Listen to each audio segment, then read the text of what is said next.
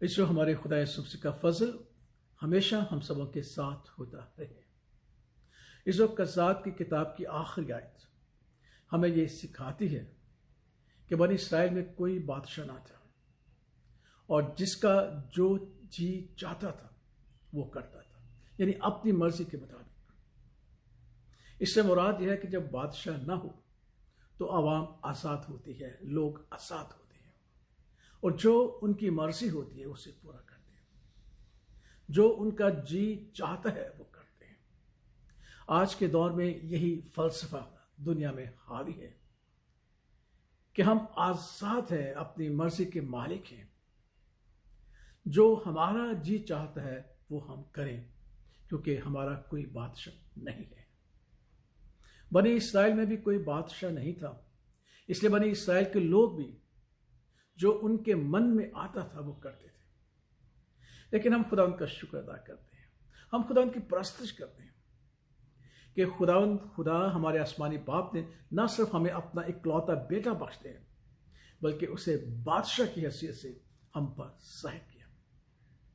جس کی پیدائش سے بیشتر یسایا نبی نے کہا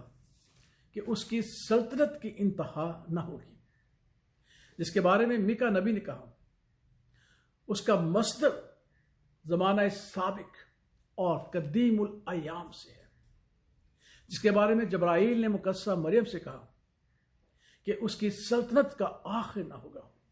وہ ابد تک بادشاہی کرے گا، جس کی پیدائش پر مجوس نے کہا کہ یہودیوں کا بادشاہ جو پیدا ہوا ہے وہ کہاں ہے، جس کی موت پر بھی لکھا گیا کہ یہودیوں کا بادشاہ، اور جس کے جی اٹھنے پر بھی یہ اقرار کیا گیا کہ یہ بادشاہوں کا بادشاہ ہے، کیونکہ اس کی ران پر یہ نام لکھا ہے کہ بادشاہوں کا بادشاہ۔ اس لیے ہماری مسیحی زندگی آزادانہ زندگی نہیں ہے کہ ہم جو جی چاہے وہ کریں، اپنی من مرضی کریں، کیونکہ یہ وہ کرتے ہیں جن کا کوئی بادشاہ نہیں ہے، ہمارا تو بادشاہ ہے، اس لیے ہم اس کے حکم کے مطابق زندگی بسر کرتے ہیں۔ ہمارا بادشاہ ایسا بادشاہ نہیں ہے، بلکہ کلام ہمیں فرماتا ہے کہ سیون دیکھ تیرا بادشاہ تیرے پاس آتا ہے، وہ حلیم اور فروتن ہے، وہ گدھے بلکہ لادو کے بچے پر آ رہے ہیں۔ ہمارا بادشاہ ایسا بادشاہ ہے جو نہ صرف ہم پر حکومت کرتا ہے بلکہ ہم سے پیار کرتا ہے، ہم سے محبت کرتا ہے۔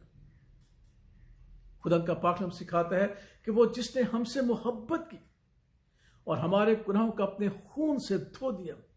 نہ صرف وہ ہم سے محبت کرتا ہے بلکہ اس نے ہمارے لیے ایک بادشاہی بھی تیار کی ہے، اور اس بادشاہی میں اس نے ہمیں کاہن بھی مقرر کیا ہے۔ اس لیے جو ہماری مسیحی زندگی اپنے بادشاہ کے حکم کے متحد ہوتے، ہماری مسیحی زندگی ایسی زندگی نہیں ہے کہ جو ہمارا جی چاہے ہم وہی کریں، کیونکہ یہ وہ کرتے ہیں جن کا بادشاہ نہیں ہوتا، جن کا بادشاہ ہے وہ اپنے بادشاہ کی مرضی کے مطابق۔ اس وجہ سے ہمارے خدا یسوع نے کہا کہ جو میرے حکموں پر عمل کرتا ہے، جو میری پرستش اور میری ستائش کرتا ہے، میں اور باپ اس کے پاس آ کر سکونت کریں گے اور وہ ہم میں سکونت کرے گا، کیونکہ ہمارا بادشاہ نہ صرف ہم پر حکومت کرتا ہے بلکہ ہم سے محبت کرتا ہے، حلیم اور فروتن بن کے ہمارے ساتھ رہتا ہے۔ تو کیوں نہ ہم ایسے بادشاہ کی پرستش کریں، کیوں نہ ہم اس ایسے بادشاہ کی بات کو مانیں اور اپنی زندگی اس کے تابع کر دیں، کیونکہ خدا کا پاک کلام سکھاتا ہے کہ جو اس کے ہاتھوں میں ہے وہ محفوظ ہے، کیونکہ وہ قادر مطلق خدا اور برحق خدا بھی ہے۔ اس لیے آئیے ہم ان لوگوں کی مانند زندگی بسر نہ کریں